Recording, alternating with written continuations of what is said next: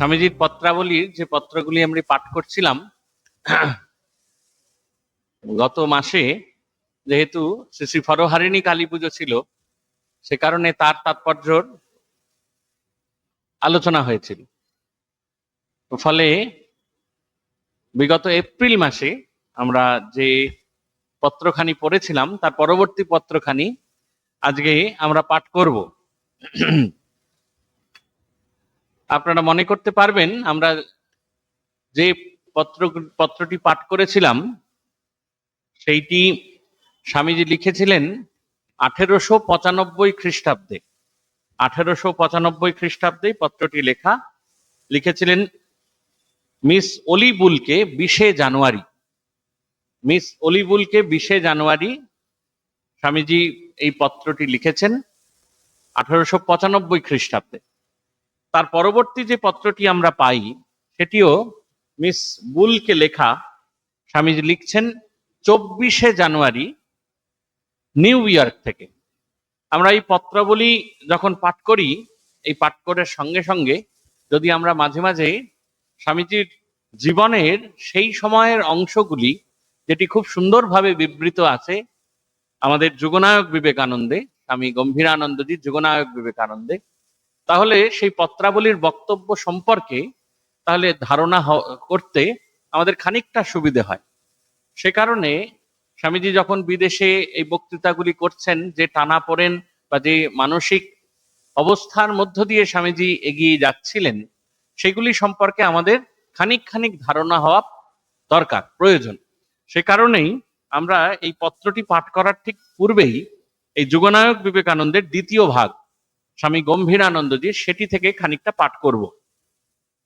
তাহলে বুঝতে পারবো যে সেই সময়ে বা সেই অবস্থায় স্বামীজি কোন ভাবনার মধ্য দিয়ে যাচ্ছিলেন।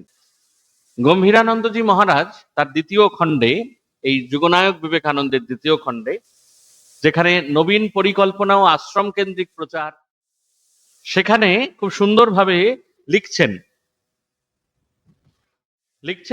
কেমব্রিজের ভাষণগুলির আরেকটি ফল এই হইয়াছিল যে তিনি 1896 খ্রিস্টাব্দের মার্চ মাসে graduate philosophical society of Harvard ইউনিভার্সিটিতে বক্তৃতা প্রদানের জন্য আহুত হইয়াছিলেন। এই কথা আমরা যথাস্থানে বলিব।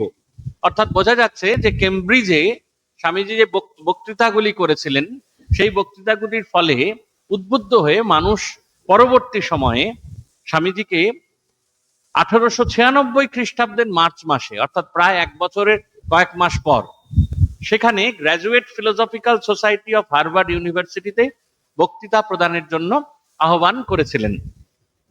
স্বামীজির সংবর্ধনার্থ ব্রুকলিনের শ্রীযুক্ত চার্লস এম হিগিলস 28 ডিসেম্বর শুক্রবারে 1894 তথায় যে সান্ধ্য সম্মেলনের আয়োজন করেন, উহাতে যোগ দিবার জন্য স্বামীজি কেমব্রিজ হইতে ব্রুকলিনে আসিলেন। আমরা গত যে চিঠিটি পড়েছিলাম এপ্রিল মাসে, সেই চিঠিটি কিন্তু স্বামীজি লিখছেন মিসেস বুলকেই লিখছেন ব্রুকলিন থেকে 20 জানুয়ারি। অর্থাৎ বোঝাই যাচ্ছে যে সেই সময় স্বামীজি ব্রুকলিনে এসে গেছেন কেমব্রিজ থেকে। ব্রুকলিন এথিক্যাল অ্যাসোসিয়েশনের অনেক সভ্য ওই সম্মেলনে সমবেত হইয়াছিলেন। তাছাড়াও আরো আসিয়াছিলেন স্বামীজির শিষ্য ল্যান্ডসবার্গ, পূর্ব পরিচিতা কুমারী ফিলিন্স ও উক্ত এথিক্যাল অ্যাসোসিয়েশনের সভাপতি ডাক্তার জেন্স।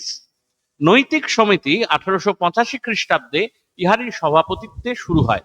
এই মিস্টার জেমসের কথা, ডক্টর জেমসের কথা আমরা দেখি স্বামীজির পরবর্তী সময়ে ডক্টর জেমস স্বামীজির একেবারে শহীদ বা বন্ধু হিসেবে কাজ করেছিলেন।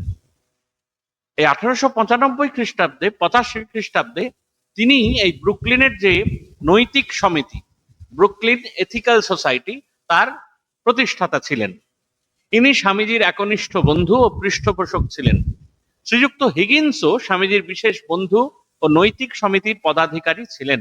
স্বামীজির ব্রুকলিনে পদার্পণের পূর্বে ইনি তাহার সম্বন্ধে একখানি 10 পৃষ্ঠার পুস্তিকা ছাপাইয়া বিতরণ করিয়াছিলেন। ইহারই আমন্ত্রণে স্বামীজি ব্রুকলিন ও ব্রুকলিন নৈতিক সমিতিতে বক্তৃতা দেন। ব্রুকলিন শহরে প্রথম বক্তৃতা হয় পাউচ ম্যানশনে 30 ডিসেম্বর রবিবার সন্ধ্যায়। বিষয় ছিল ভারতীয় ধর্মসমূহ, আর সভাপতি ছিলেন ডাক্তার জেন্স নিজে। বক্তৃতার পর কিছুক্ষণ প্রশ্নোত্তর চলিয়াছিল। ব্রুকলিন স্ট্যান্ডার্ড ইউনিয়নে এই বক্তৃতার যে বিবরণ বাহির হইয়াছিল তাহা স্বামীজির ইংরেজি গ্রন্থাবলীর প্রথম খণ্ডে হিন্দু রিলিজিয়ান নামে ছাপা হইয়াছে। বক্তৃতায় কোনো প্রবেশ ফি গৃহীত হয় নাই, অর্থাৎ টিকিট কিছু ছিল না, প্রবেশ ফি ছিল না। প্রশ্নোত্তর কালে স্বামীজির মুখে আমেরিকার সর্বপ্রথম এই বার্তাটি বিঘোষিত হয়, যে কারণে এটি পড়া এটি অত্যন্ত গুরুত্বপূর্ণ। আপনাদেরও শুনলে সেটি মনে হবে। স্বামীজি এই বার্তাটি দিয়েছিলেন আমেরিকার কাছে, অর্থাৎ স্বামীজির এই আমেরিকা পরিভ্রমণ সেই সম্পর্কে কিন্তু আমাদের একটি পরিষ্কার এবং স্পষ্ট ধারণা তৈরি হয়।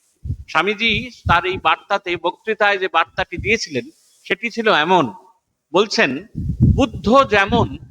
বুদ্ধ যেমন প্রাচ্য দেশের জন্য একটি বিশেষ বাণী লইয়া আসিয়াছিলেন। ভগবান বুদ্ধ যখন এসেছিলেন তখন প্রাচ্য দেশের জন্য একটি বিশেষ বাণী নিয়ে এসেছিলেন, আমিও তেমনি পাশ্চাত্যের জন্য একটি বিশেষ বাণী লইয়া আসিয়াছি। অর্থাৎ স্বামীজি পাশ্চাত্যে গিয়েছিলেন, ওয়েস্টার্ন কান্ট্রিতে গিয়েছিলেন, একটি বিশেষ বার্তা স্বামীজি নিয়ে গিয়েছিলেন। বিশেষ বার্তাটি কি?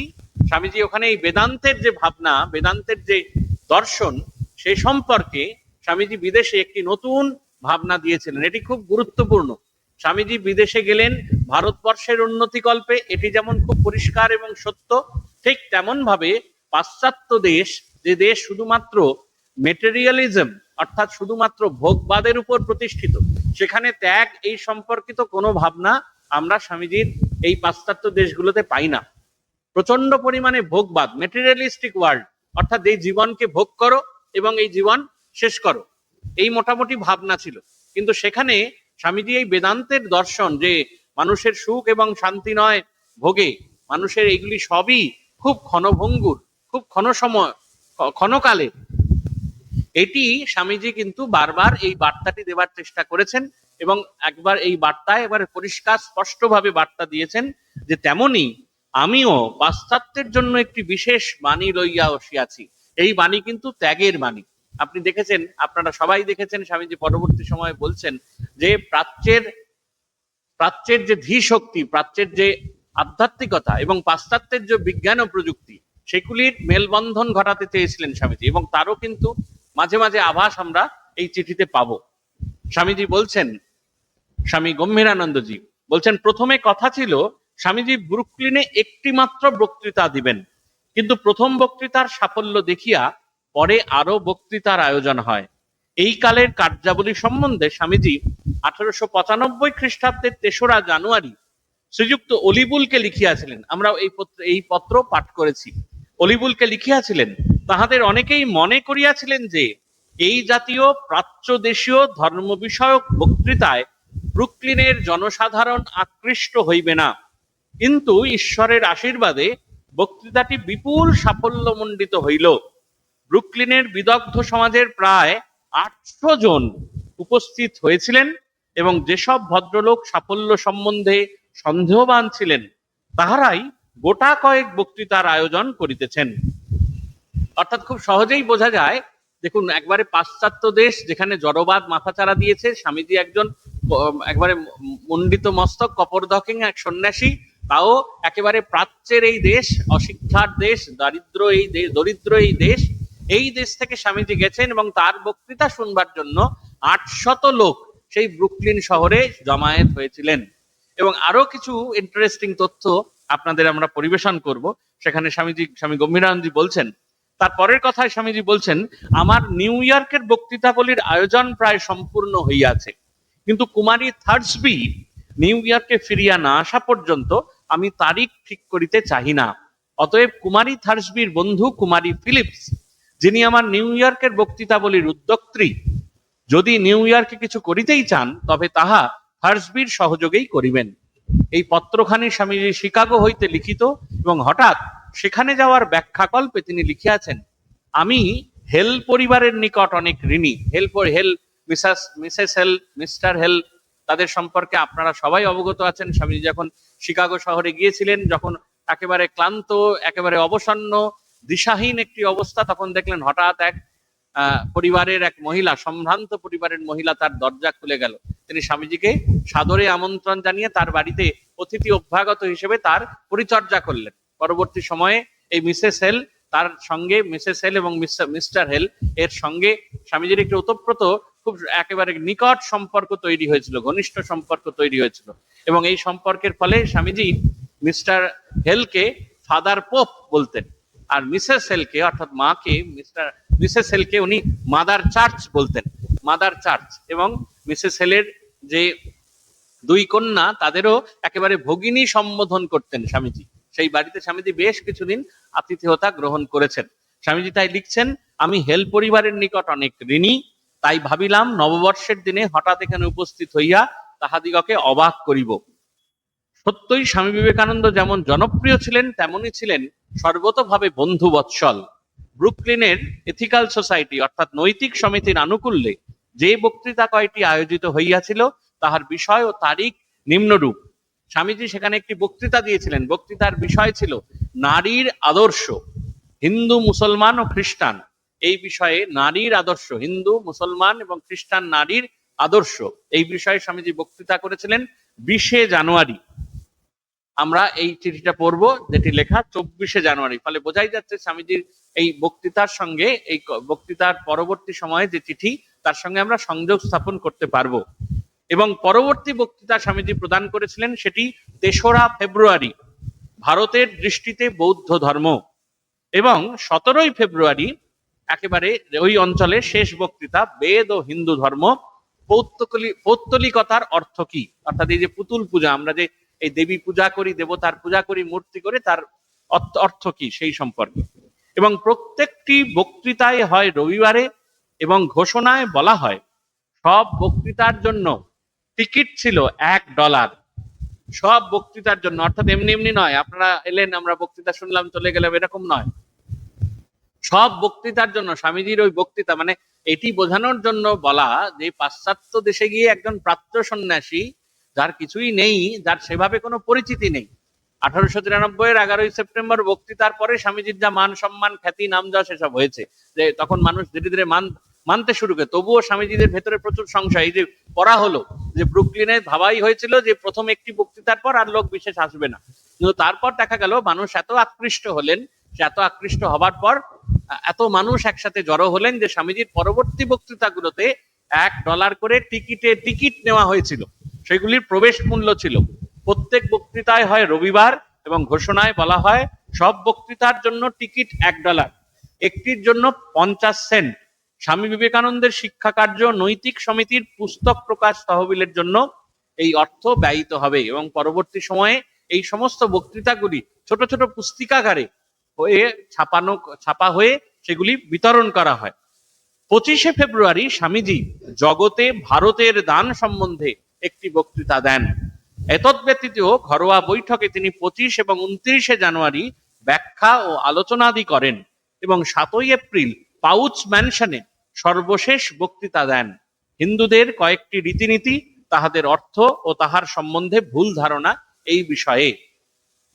আমরা বললাম যে স্বামীজি 17ই জানুয়ারি বক্তৃতা করেছিলেন নারীর আদর্শ সম্পর্কে, এবং এর সঙ্গে সম্পর্কিত একটি ঘটনা এখানে আমরা পাই। গম্ভীরানন্দজি রচিত যে স্বামীজির জীবনী, সেখানে বলছেন পণ্ডিতা রমাবাই, ভদ্রমহিলার নাম রমাবাই।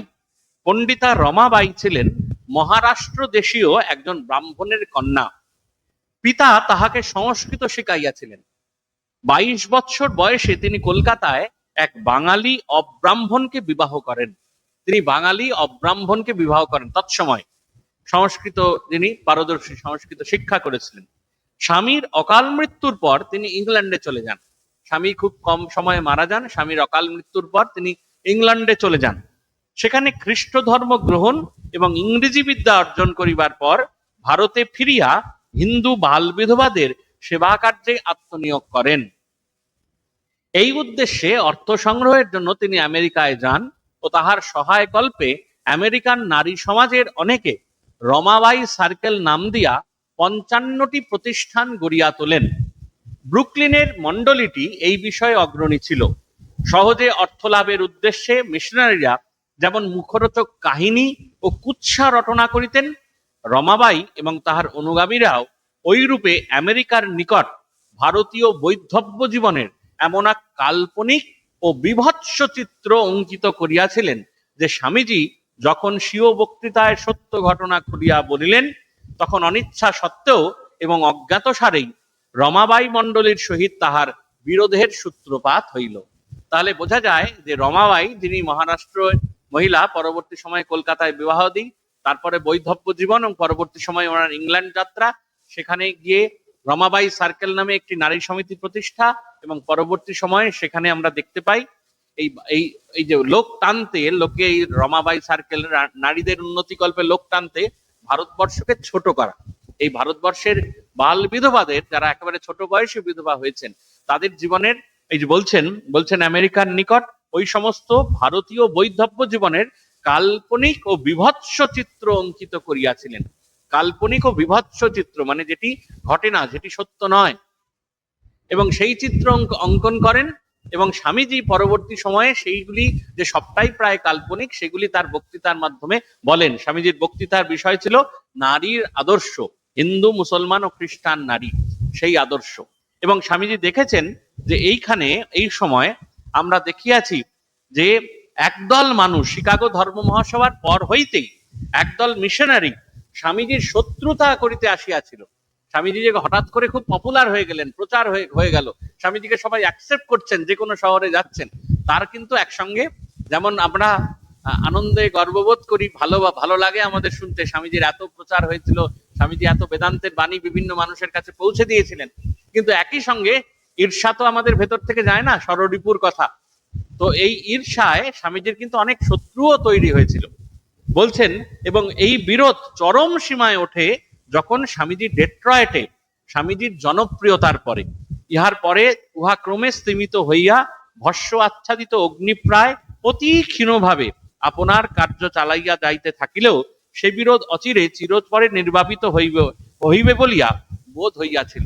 যে ডেট্রয়েটে যখন স্বামীজি পৌঁছলেন, তখন সেই বিরোধ একেবারে চরমে উঠল, এত বিরোধিতা। এবং অনেক ক্ষেত্রে যেমন আপনারা দেখেছেন, ভারতবর্ষ থেকে যে সমস্ত ধর্ম অনুগামীরা গিয়েছিলেন, ধর্মের যারা বিভিন্ন ধর্মের প্রতিনিধি হয়ে গিয়েছিলেন, তারাও পরবর্তী সময়ে ভারতবর্ষের কাছে স্বামীজির কিন্তু একটি নিন্দিত চরিত্রের কথা তুলে ধরেন, বলেন যে একেবারেই লোকজন হয়নি, একেবারেই যে কথা বলেছিলেন তার সমাদৃত নয়। কিন্তু স্বামীজির পরবর্তী ঘটনাক্রম যদি আমরা দেখি, একেবারে অন্ধভাবে বিশ্বাস না করে, আমরা যদি একেবারে যুক্তিবাদী মনকে কাজে লাগিয়ে যদি আমরা ভাবি, তাহলেও দেখবো যে ওই অপরদক্ষিণ সন্ন্যাসী কিভাবে আমেরিকাতে ওই কার্যাদি সম্পন্ন করেছিলেন। যদি সম্পন্ন না করলে, এবং দেখুন সবটাই প্রায় বেলুড় মঠের জমিতে টাকা কেনা, জমির জন্য টাকার প্রয়োজন, সেই টাকাও কিন্তু দিলেন স্বামীজির আমেরিকান ভক্তরা।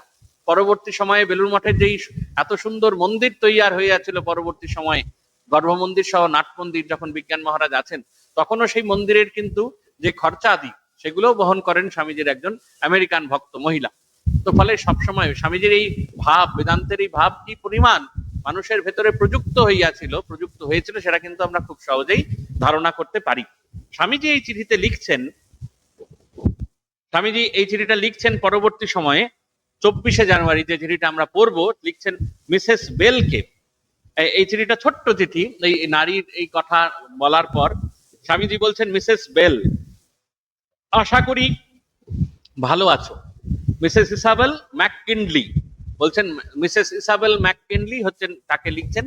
স্বামীজি তাদের ইসাবেলকে মিসেস বেল বলতেন, এবং তারাও ছিলেন প্রচন্ড এই স্বামীজির ভালো রকম ভাবে স্বামীজিকে ভীষণ রকম সহায়তা করেছেন। এখানে বলা হচ্ছে যে ইসাবেল,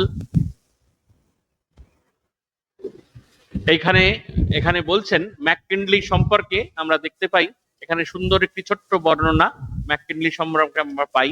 সেখানে লেখা হচ্ছে, বলছেন মিসেস হেলদের সম্পর্কিত উনি ভগিনী, অর্থাৎ মিসেস হেল যার বাড়িতে ছিলেন তাদের সম্পর্কিত ভগিনী। অন্য ভগিনীর নাম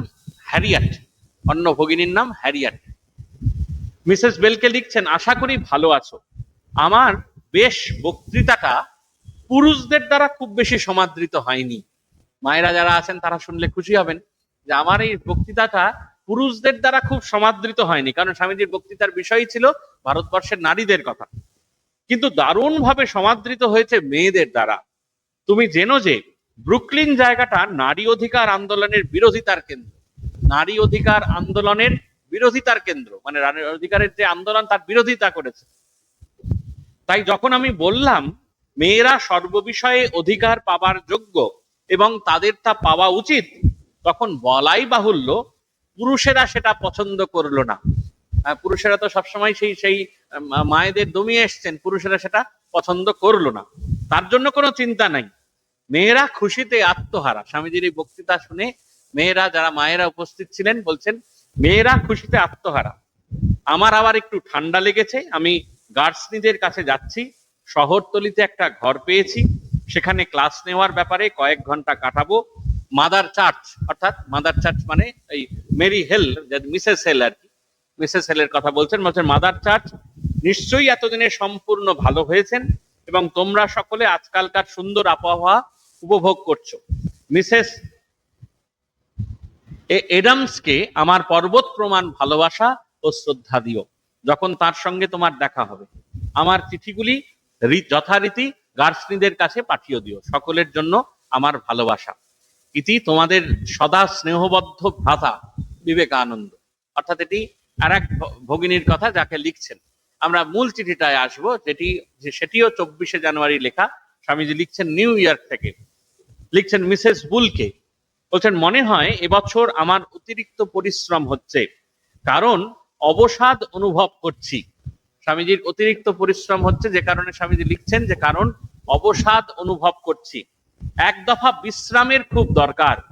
সুতরাং মার্চ মাসের শেষ ভাগে বস্টনের কাজে হাত দেওয়ার সম্বন্ধে আমার প্রস্তাবটি সমীচীন বটে। এপ্রিলের শেষাশেষি আমি ইংল্যান্ড যাত্রা করব। অর্থাৎ স্বামীজি 1895-তে ইংল্যান্ড গিয়েছিলেন, আমরা সবাই জানি। স্বামীজি জানুয়ারি মাস অর্থাৎ মার্চ পর্যন্ত একটি পরিকল্পনা করছেন এবং এপ্রিলের শেষ দিকে স্বামীজি ইংল্যান্ড যাওয়ার চেষ্টা করছেন, মানে ইউরোপে যাওয়ার ইউরোপে যাওয়ার চেষ্টা করছেন। বলছেন ক্যাটসফিল অঞ্চলে অতি অল্প মূল্যে বিস্তীর্ণ ভূমিখণ্ড পাওয়া যেতে পারে। 101 একর একটি পরিমাণ জমি আছে, মূল্য মাত্র $200। অর্থ মজুত রয়েছে, কিন্তু জমি আমার নামে তো আমি কিনতে পারি না। এদেশে আপনি আমার একমাত্র সম্পূর্ণ বিশ্বাসভাজন বন্ধু। মিসেস বুলকে বলছেন, অলি বুলকে, আপনি সম্মত হলে ওই জমিটি আপনার নামে ক্রয় করি। গ্রীষ্মকালে শিক্ষার্থীরা ওখানে গিয়ে ইচ্ছামতো কুটির নির্মাণ ও শিবির রচনা করে ধ্যানাভ্যাস করতে পারবে।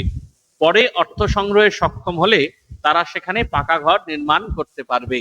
স্বামীজি ওখানে বসে বসে এই বেদান্ত প্রচারের স্থায়ী আবাস যাতে হয়, তার জন্য জমি কেনা এবং জমির উপর ঘর নির্মাণ করে তার শিষ্যরা যাতে ধ্যানাভ্যাস করতে পারেন, তার কথা চিন্তা করছেন। বলছেন কাল এ মাসের শেষ রবিবাসরীয় বক্তৃতা, আগামী এই যে 17-র পর স্বামীজি 25 তারিখে বক্তৃতা দিয়েছিলেন। বলছেন কাল এ মাসের শেষ রবিবাসরীয় বক্তৃতা, আগামী মাসের প্রথম রবিবারে বক্তৃতা হবে ব্রুকলিন শহরে। আমরা দেখলাম ব্রুকলিন শহরে, অবশিষ্ট 3টি নিউ ইয়র্কে। এই বছরের মতো নিউ ইয়র্ক বক্তৃতাবলী এখানেই শেষ করব। স্বামীজির এবার আবেগের কথা হচ্ছে, একেবারে ভেতরের কথা হচ্ছে। স্বামীজি চিঠি পড়লে আমরা যেটা স্বামীজিকে পাই, স্বামীজি বলছেন, লিখছেন, প্রাণ ঢেলে খেটেছি, আমার কাজের মধ্যে সত্যের বীজ যদি কিছু থাকে কালে তা অঙ্কুরিত হবেই। কি দৃঢ় প্রত্যয়ের সঙ্গে স্বামীজি বলছেন, আমার কাজের মধ্যে যদি সত্যের কিছু বীজ থাকে তাহলে কালে তা অঙ্কুরিত হবেই। অতএব আমি নিশ্চিন্ত সকল বিষয়েই। বক্তৃতা এবং অধ্যাপনায় আমার বিতৃষ্ণা এসে যাচ্ছে। বক্তৃতা, ওই স্বামীজির শরীর তখন অবসন্ন ক্লান্ত। স্বামীজি বলছেন বক্তৃতা এবং অধ্যাপনায় আমার বিতৃষ্ণা এসে যাচ্ছে। ইংল্যান্ডে কয়েক মাস কাজ করার পর ভারতবর্ষে ফিরে গিয়ে বৎসর কয়েকের জন্য অথবা চিরতরে গা ঢাকা দেব। আমি যে নিষ্কর্মা সাধু হয়ে থাকিনি, স্বামীজি বলছেন, আমি যে নিষ্কর্মা সাধু হয়ে থাকিনি সে বিষয়ে অন্তর থেকে আমি নিঃসন্দেহ।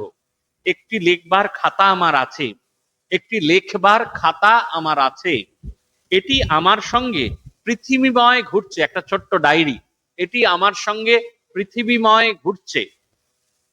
দেখছি খুব ইন্টারেস্টিং, খুব সুন্দর। দেখছি 7 বৎসর পূর্বে এতে লেখা রয়েছে। 7 বৎসর পূর্বে মানে 1888 খ্রিস্টাব্দে। 7 বৎসর পূর্বে এতে লেখা রয়েছে, এবার একটি একান্ত স্থান খুঁজে নিয়ে মৃত্যুর অপেক্ষায় পড়ে থাকতে হবে। কিন্তু তাহলে কি হয়, এই সব কর্মভোগ আমার বাকি ছিল। আমার বিশ্বাস এবার কর্মক্ষয় হয়েছে এবং ভগবান আমাকে প্রচার কার্য তথা শুভ কর্মের বন্ধন থেকেও অব্যাহতি দেবেন। স্বামীজি যেন একাকী নিঃসঙ্গ হতে চাইছেন। স্বামীজি যেন একেবারে অসীমের যাত্রাপথে যাত্রা করার জন্য স্বামীজির ইচ্ছাই ছিল, আপনারা সবাই জানেন, যে যে যে আমাকে এমন করে দাও নির্বিকল্প সমাধিতে যাতে আমি ডুবে যাই। ঠাকুর একেবারে ধিক করলেন, ঠাকুর ধিক্কার জানালেন, বললেন তুই কিনা বিরাট বটগাছের মতো হবি, তোর ছায়া এসে শত শত লোক প্রাণ জুড়বে তা না, তুই কিনা নিজের মুক্তি চাস।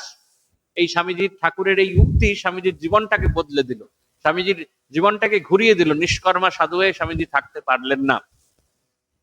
স্বামীজি বলছেন, আত্মাই এক এবং অখণ্ড সত্তা স্বরূপ, আর সব অসৎ। এই জ্ঞান হয়ে গেলে কি আর কোনো ব্যক্তি বা বাসনা মানসিক উদ্বেগের কারণ হতে পারে? মায়ার প্রভাবেই পরোপকার ইত্যাদি খেয়ালগুলো আমার মাথায় ঢুকেছিল, এখন আবার সরে যাচ্ছে। চিত্তশুদ্ধি অর্থাৎ চিত্তকে জ্ঞান লাভের উপযোগী করা ছাড়া কর্মের যে আর কোনো সার্থকতা নেই, এই বিষয়ে আমার বিশ্বাস ক্রমশ দৃঢ় হচ্ছে। মায়েরও খুব সুন্দর কথা আছে যে কর্মের করতে করতে কর্মের বন্ধন কেটে যায়। শ্রীমৎ ভগবত গীতায় শ্রীকৃষ্ণ তার শ্রীমুখে বলছেন যে এই কর্ম করতে করতেই চিত্ত শুদ্ধি হয়।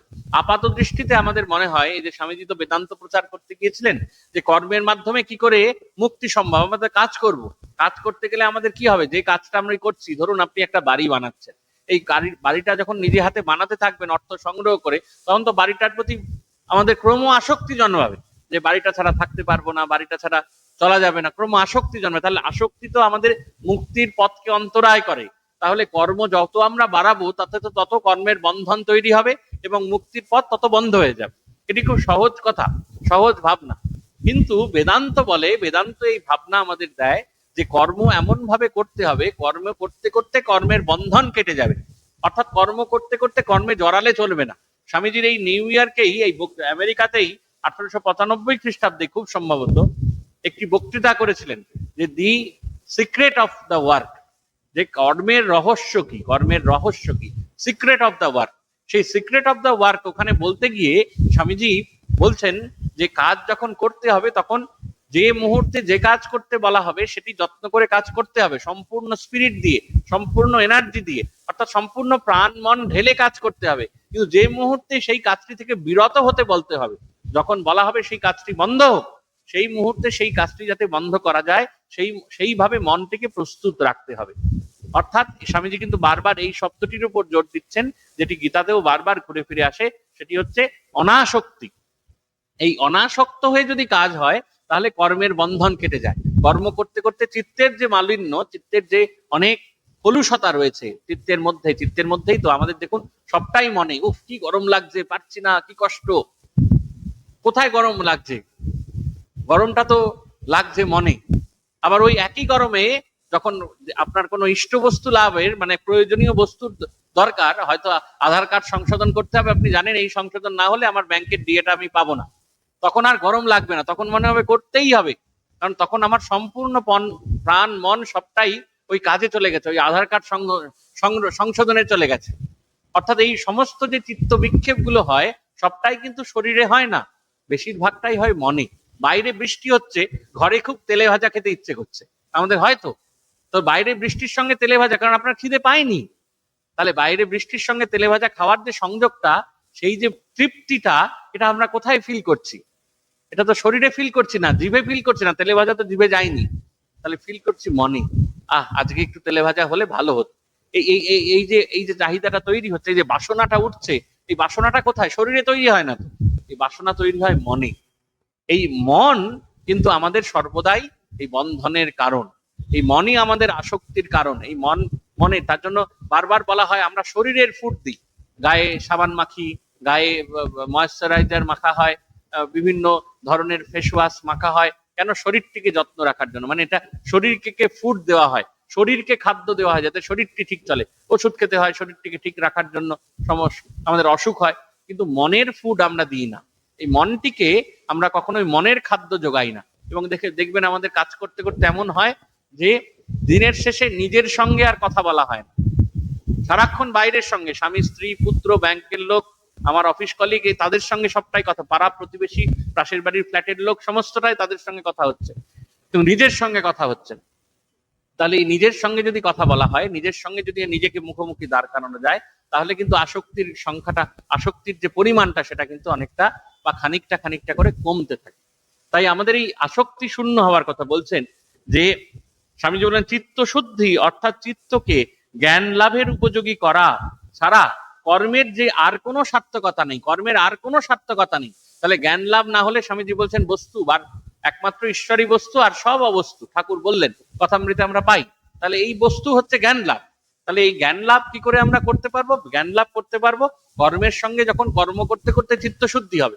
চিত্তশুদ্ধি কিভাবে হবে? কর্ম করতে করতে যখন আমরা বন্ধনে জড়াবো না। যদি বন্ধনে জড়িয়ে যাই তাহলে কিন্তু চিত্তশুদ্ধি আর হবে না, চিত্ত আরো কলুষ হয়ে যাবে, চিত্ত আরো মালিন্য হবে। আমার এই যে আমার আমিটা উকি দেবে, আমি তো করলাম, আমার বাড়ি কি করে আমি ছাড়বো, আমার কাজ কাজ, এই আমারটা আরো বেরিয়ে পড়বে। তাই এ বিষয়ে আমার বিশ্বাস ক্রমশ দৃঢ় হচ্ছে। দুনিয়া তার ভালো মন্দ নিয়ে নানা রূপে চলতে থাকবে। ভালো মন্দ শুধু নূতন নামে ও নূতন স্থানে দেখা দেবে। নিরবিচ্ছিন্ন প্রশান্তি ও বিশ্রামের জন্য আমার হৃদয়ে তৃষিত। নিরবিচ্ছিন্ন প্রশান্তি। তারপর বলছেন স্বামীজি খুব আমাদের খুব গুরুত্বপূর্ণ কথা, যদি কখনো সন্তানহারা মা হন, কখনো সন্তানহারা পিতা হন, তখন তাহাদের এই কথাটা বলা হয়, কিন্তু বললে খুব কর্কশ শোনায়, হার্শ শোনায়, কর্কশ কটু বাক্য শোনায়। কিন্তু স্বামীজি একেবারে এই আপ্ত বাক্য বলে যাচ্ছেন, একেবারে একেবারে শাস্ত্রের বাক্য বলছেন। বলছেন স্বামীজি নিজেও কোট করছেন, উদ্ধৃতি দিয়ে বলছেন, কোটেশনের মধ্যে বলছেন, একাকী বিচরণ করো, একাকী বিচরণ করো। যিনি একাকী অবস্থান করেন কাহারও সহিত কদাচ তাহার বিরোধ হইতে পারে না। তিনি অপরের উদ্বেগের হেতু হন না, অপরেও তাহার উদ্বেগের হেতু হন না। তারপর স্বামীজি বলছেন, সেই ছিন্ন বস্ত্র, মুন্ডিত মস্তক, তরুতলে শয়ন ও ভিক্ষান্ন ভোজন, হায় এগুলি আমার তীব্র আকাঙ্ক্ষার বিষয়। শত অপূর্ণতা সত্ত্বেও সেই ভারতভূমি একমাত্র স্থান যেখানে আত্মা তার মুক্তির সন্ধান পায়। লিখছেন কিন্তু মিসেস হেলকে, লিখছেন কিন্তু মিসেস বুলকে, মিসেস বুলকে লিখছেন, কিন্তু সেখানেও মিসেস বুলকে লিখবার সময় স্বামীজি কিন্তু এই ভারত আত্মার গুণকীর্তন করছেন। বলছেন সেই ছিন্ন বস্ত্র, মুন্ডিত মস্তক, তরুতলে শয়ন ও ভিক্ষান্নে ভোজন, হায় অর্থাৎ সন্ন্যাসীর এই জীবন। বলছেন এগুলি আমরা, আমার তীব্র আকাঙ্ক্ষার বিষয়। শত অপূর্ণতা সত্ত্বেও সেই ভারতভূমি একমাত্র স্থান যেখানে আত্মা তার মুক্তির সন্ধান পায়, ভগবানের সন্ধান পায়। পাশ্চাত্যের এসব আড়ম্বর সর্বথা অন্তঃসার শূন্য ও আত্মার বন্ধন। জীবনে আর কখনো এর চেয়ে তীব্রভাবে জগতের অসারতা অনুভব করিনি। ভগবান সকলের বন্ধন ছিন্ন করে দিন, সকলেই মায়ামুক্ত হোক, এটি ইহাই বিবেকানন্দের চিরন্তন প্রার্থনা। এটি কি সুন্দর কথা! এই আমি মাঝে মাঝে আগেও বলেছি আপনাদের, আমরা রোজ সন্ধ্যাবেলা গাই ঠাকুরের সম্পর্কে উদ্দেশ্য করে, যে খণ্ডন ভব বন্ধন। ঠিক দেখুন স্বামীজি কিন্তু এ কথাই বলছেন, ভগবান সকলের বন্ধন ছিন্ন করে দিন, ভগবান সকলের বন্ধন ছিন্ন করে দিন। ওই বললাম সন্তান হারা মায়ের কাছে যদি বলে হয় যে বন্ধন তো ঘুচে গেল, এবার ভগবানকে ডাকুন, তাহলে দেখবেন মায়ের কাছে কথাটা বেজে ওঠে, যে মা আমারই সন্তান সে নেই, আর এই এই এই লোকটি কি বলে রে যে বন্ধন ছিন্ন। কিন্তু সত্য সত্যই এই কথা খুব সত্য। আমরা ঘটনাচক্রে, বেদান্ত কিন্তু তাই বলে, আমরা ঘটনাচক্রে এই কারো পুত্র, এ কারো স্বামী, ও কারো স্ত্রী, কিন্তু আত্মায় কোনো বন্ধন নেই, আত্মার কোনো বন্ধন নেই। তাই আত্মাকে কি হতে হবে? বন্ধনহীন হতে হবে। বন্ধনহীন না হলে কখনোই সেটি সম্ভব নয়। বলছেন জীবনে আর কখনো এর চেয়ে তীব্রভাবে জগতের অসারতা অনুভব করিনি। আমরা দেখবেন জগতের সার কোথায় বুঝি? হ্যাঁ, স্ত্রী পুত্র নিয়ে ভালোই আছে লোকে, এটিই তো জীবন। লোক খাওয়া দাওয়া করছে, সিনেমা টিনেমা দেখছে, আবার নতুন বাড়ি করছে, আবার ছেলের বিবাহ দিচ্ছে, এতেই তো জগতের সার আমরা বুঝি। কিন্তু স্বামীজি বলছেন এ সবটাই তো ক্ষণভঙ্গুর, এ সবটাই ক্ষণস্থায়ী, ট্রানজিয়েন্ট। আর বেদান্তের কড়া কথা কিন্তু আমরা সাধারণ মানুষেরা এই কড়া কথা কিন্তু খুব একটা সহজে নিতে পারি না, কষ্ট হয়, প্রাণে বাজে। কিন্তু স্বামীজি প্রার্থনা করছেন, অমোঘ প্রার্থনা, ভগবান সকলের বন্ধন ছিন্ন করে দিন, সকলেই মায়া মুক্ত হোক, ইহাই বিবেকানন্দের চিরন্তন প্রার্থনা। যদিও এটা একেবারে অপ্রাসঙ্গিক, কিন্তু বলতে বলতে আমার মনে হলো যে দেখুন, বর্তমান যে ভারতবর্ষের মাননীয় রাষ্ট্রপতি, তার জীবনখানি যদি আপনারা দেখেন তাহলে দেখবেন যে একেবারে আদিবাসী সমাজের একজন প্রতিনিধি, যিনি পড়াশোনা শিখে পরবর্তী সময়ে রাজনীতিতে যোগদান, শিক্ষকতা দিয়ে জীবন শুরু করেছিলেন, রাজনীতিতে যোগদান করলেন উড়িষ্যা রাজ্যে, সেখানে এমএলএ হলেন। তারপর শুরু হলো 2008 কি 9 এরকম সময় থেকে মৃত্যু মিছিল। এই ভগবান বন্ধন ছিন্ন করে দিন। একের পর প্রথমে বড় ছেলে মারা গেল, মেজো ছেলে মারা গেল, তারপর স্বামী মারা গেল, তারপরে বাবা মারা গেলেন। এই সমস্ত 5জন মানুষ পর পর পর পর পর একটার পর একটার বছরে মারা গেছেন। সমগ্র বন্ধন যেন ছিন্ন করে দিচ্ছেন, তারপরেও ঘুরে দাঁড়াচ্ছেন।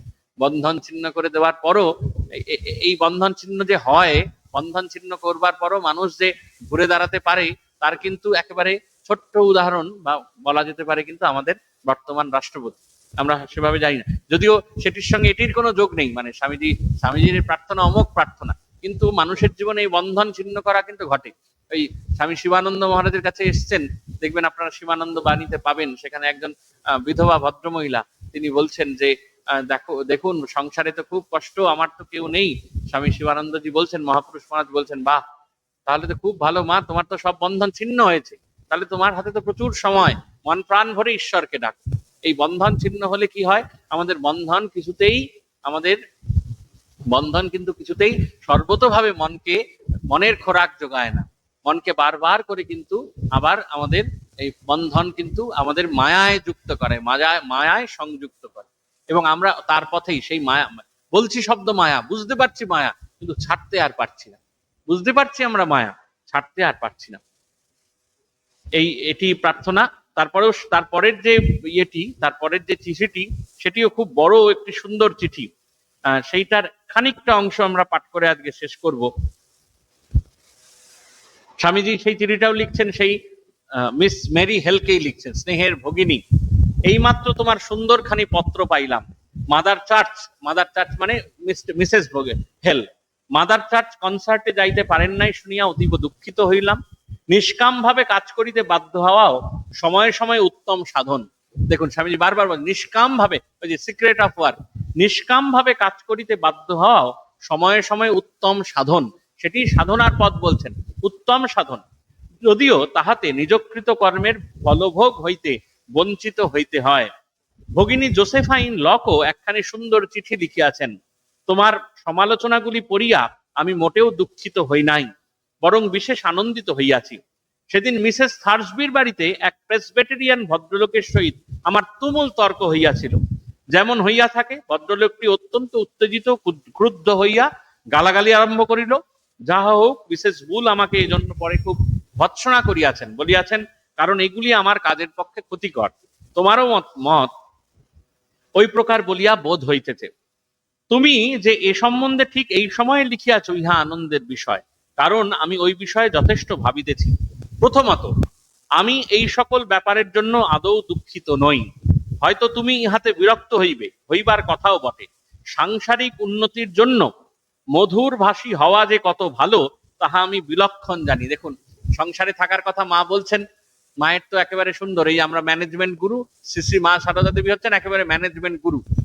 সেখানে স্বামীজির এই কথাটা খুব সত্য। সাংসারিক উন্নতির জন্য মধুর ভাষী হওয়া যে কত ভালো, তাহা আমি বিলক্ষণ জানি। আমি মিষ্টভাষী হইতে যথাসাধ্য চেষ্টা করি, কিন্তু যখন অন্তরস্থ সত্যের সহিত একটা ভয়ঙ্কর আপোষ করিতে হয়, তখনই আমি থামিয়া যাই। আমি বিনম্র দীনতায় বিশ্বাসী নহি, সমদর্শিতের ভক্ত। অর্থাৎ এই সবসময় মিষ্টি মিষ্টি কথা বললাম, অন্যায়কে মেনে নিলাম, স্বামীজি কিন্তু কথা বলছেন না। ভেতরে যদি বিরোধ হয় তাহলে স্পষ্ট কথা বলতে হয়। সাধারণ মানবের কর্তব্য তাহার অর্থাৎ ঈশ্বর অর্থাৎ সমাজের সকল আদেশ পালন করা, কিন্তু জ্যোতির তনয়গণ কখনো সেরূপ করেন না। ইহা একটি চিরন্তন নিয়ম। একজন নিজেকে পারিপার্শ্বিক অবস্থা ও সামাজিক মতামতের সহিত খাপ খাওয়াইয়া সর্বকল্যাণপ্রদ সমাজের নিকট হইতে সর্ববিধ সুখ সম্পদ পায়। অপর একটি ব্যক্তি একাকী থাকিয়া সমাজকে তাহার দিকে টানিয়া লন। সমাজের সঙ্গে যে নিজেকে খাপ খাওয়াইয়া চলে, তাহার পথ কুসুমাস্তীর্ণ, আর যে তাহা করেন না, তাহা কণ্টকাকীর্ণ। যে হচ্ছে সমাজের সঙ্গে যে খাপ খাওয়াইয়া চলে, মানে সোজা কথায় আমরা দেখবেন এই কথাটি ইংরেজিতে কম্প্রোমাইজ করে চলা, বলছে সমাজের সঙ্গে যে খাপ খাওয়াইয়া চলে, ওরে বাবা কিছু বলবো না, খুব পার্টির লোক, আমাকে ধরে সমাজে তো থাকতে হয়। মাস্টার মশাই বলে বাবা পরীক্ষায় নম্বর কমাবো না, পরীক্ষার হলে চুরি চামারি করতে চুরি চামারি দেখেও কিছু বলবো না, কারণ আমাকে তো স্ত্রী পুত্র নিয়ে ঘর করতে হয়, কবে কখন বিপদ হয়ে যাবে। তার জন্য আমরা সর্বদাই কি করি, সমাজের সঙ্গে খাপ খাইয়ে নিই, সমাজের সঙ্গে আমরা কম্প্রোমাইজ করে নিই। স্বামীজি বলছেন যারা নিজেকে খাপ খাওয়াইয়া চলে তাহার পথ কুসুমাস্তীর্ণ, অর্থাৎ একেবারে কণ্টক নেই, কাটা নেই, একবারে সুন্দর কুসুমাস্তীর্ণ। আর যে তাহা করে না তাহার কণ্টকাকীর্ণ, যে সেটা করে না তার একবারে কাটা বেছানো আছে। কিন্তু লোকমতের উপাসকেরা পলকেই বিনাশ প্রাপ্ত হয়। বলছেন কিন্তু এই যারা কম্প্রোমাইজ করে থাকে তারা পলকেই, নিমেষে বিনাশ প্রাপ্ত হয়। আর সত্যের তনয়গণ চিরজীবী, যারা সত্যকে ধরে আছেন তারা চিরজীবী। আমি সত্যকে একটা অনন্ত শক্তি সম্পন্ন জারক পদার্থের সহিত তুলনা করি, উহা যেখানে পড়ে সেখানেই ক্ষয় করিতে করিতে নিজের পথ করিয়া লয়। নরম জিনিসে শীঘ্র, শক্ত গ্রানাইট পাথরে বিলম্বে, কিন্তু পথ করিয়া লইবেই। স্বামীজি কার কথা বলছেন? সত্যের কথা বলছেন। বলছেন সত্য তার পথ করিয়া নেবেই। নরম জিনিসে যদি পড়ে শীঘ্র পড়ে, শক্ত গ্রানাইটে পাথরে পড়ে যদি পড়ে সত্য, তাহা বিলম্বে, দেরি হয় তার পথ বানাতে। শক্ত পাথর তো যেন পথ বানাতে দেরি হয়, কিন্তু নিজের পথ করিয়া লয়, কিন্তু পথ করিয়া লইবেই। জল লিখিতম তল লিখিতম। ভগিনী, আমি যে প্রত্যেকটি ঘোর মিথ্যার সহিত মিষ্ট বাক্যে আপোষ করিতে পারি না, সেজন্য আমি অত্যন্ত দুঃখিত। একেবারে হৃদয়ের কথা বলছেন যে আমি যে পারি না, আমি যে এর সঙ্গে আপোষ করতে পারি না, তার জন্য আমি দুঃখিত। কিন্তু আমি তাহা পারি না, সারা জীবন এজন্য ভুগিয়াছি, তবু ওইরূপ করিতে পারি না। আমি বারবার চেষ্টা করিয়াছি, কিন্তু পারি নাই। ঈশ্বর মহিমময়, তিনি আমাকে মিথ্যাচারী হইতে দিবেন না। অবশেষে উহা ছাড়িয়া দিয়াছি। এক্ষণে যাহা ভিতর আছে তাহাই ফুটিয়া উঠুক। আমি এমন কোন পথ পাই নাই যাহা সকলকে খুশি করিবে। সুতরাং আমি স্বরূপত যাহা, তাহাই আমাকে থাকিতে হইবে। আমার নিজ অন্তরাত্মায় নিকট আমায় খাঁটি থাকিতে হইবে। অর্থাৎ আমি যা, আমি তাই থাকবো, এর সঙ্গে কোনো আপোষ করা চলে না। একেবারে পরিষ্কার বলছেন যে এর সঙ্গে কোনো আপোষ করা চলে না, আমি যা তাই থাকবো। আমাদের বারবার যেটি করা দরকার, আমি সত্যকে একটা অনন্ত শক্তি সম্পন্ন জারক পদার্থের সহিত তুলনা করি, উহা যেখানে পড়ে সেখানেই ক্ষয় করিতে করিতে নিজের পথ করিয়া লয়। নরম জিনিসে শীঘ্র পথ, শক্ত গ্রানাইট পাথরে বিলম্বে, কিন্তু পথ করিয়া লইবেই। সত্য সর্বদাই পথ করে নেয়, এবং সত্য সর্বদা পথ করে নেয় বলেই আপনারা খুব ভালো করে জানবেন, আপনারা সবাই জানেন যে এই ক্ষুদিরাম চট্টোপাধ্যায়ের ঘরে শ্রীরামকৃষ্ণ এসেছিলেন। এই সত্য যদি পথ করে, ক্ষুদিরাম চট্টোপাধ্যায় যদি এই ক্ষণিকের আনন্দ পেতে চাইতেন, কুসুমাস্তীর্ণ পথ পেতে চাইতেন, সমাজের সঙ্গে খাপ খাইয়ে নিতে চাইতেন, এই অশান্ত মিথ্যাচারী জমিদারের জন্য মিথ্যা সাক্ষ্য দিতে চাইতেন, তাহলে ভগবান তার ঘরে নেমে আসতেন না। তার জন্যই সত্য পথ করিয়ে নেবেনই। সে কারণে আমাদের এই সত্যে বিশ্বাস করতে হবে। ঠাকুরের কাছে, শ্রী ঠাকুরের কাছে, মায়ের কাছে, স্বামীজির কাছে প্রার্থনা করে শেষ করি। ওম শান্তি শান্তি শান্তি। হরি ওম তৎসৎ। শ্রীরামকৃষ্ণার্পণমস্তু।